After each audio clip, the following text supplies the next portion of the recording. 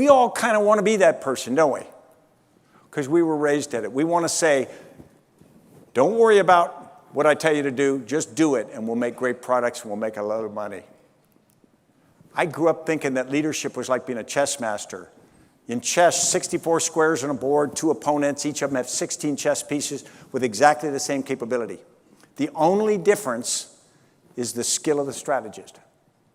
I thought when I went to Iraq that I'd beat Abu Musab al-Zarqawi because I was trained to do this. And then when I get there and I find out his chess pieces are different, I'm not playing against Zarqawi. I'm playing against 16 chess pieces which are connected and can act autonomously. But it wasn't 16, it was like 16,000. And I can't beat that. I don't think anybody can.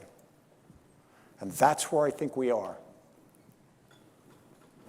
But we all don't really want to believe that. We all think, I know it's hard, but I'm very clever. I'm willing to work weekends. I got 2 smartphones.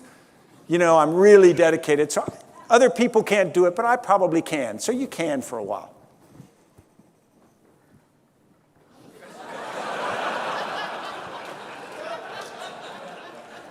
You can until you can't, right? It's not possible anymore. It's not that you're not as smart as your parents or grandparents. The game changed. It's not chess. And we think about what gets us somewhere. Typically, we start with our functional excellence. We're taught finance, we're taught engineering, we're taught science, and that gets us our job, that gets us in the room, that's our credibility. And then there are other skills that you may or may not have, and it just seem to be serendipitous. And then you get senior, and you're running something, and you say, well, you know, actually, those things I got in the room with, I don't do much anymore. I was trained to be very good shot with a weapon. But when I was a 4-star in Afghanistan, if I'm shooting my weapon, we got big problems. And that's the way it is with leaders in every organization. And we have all these other skills that matter so much, but we don't seem to focus on them except sort of when you got spare time on Saturday afternoon. And yet they are so critically important. So I stopped thinking of leaders like generals on the battlefield, and it didn't come easily to me. I backed into this, and I started thinking of them like this, like gardeners. Robin referred to this. And someone says a gardener doesn't look heroic. What's a gardener do? And someone says, well, a gardener grows flowers, or a gardener grows vegetables, or a gardener grows fruit.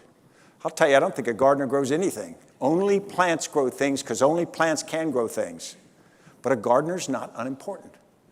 A gardener creates a space, prepares the ground, plants, waters, feeds, weeds, protects, at the appropriate time harvests.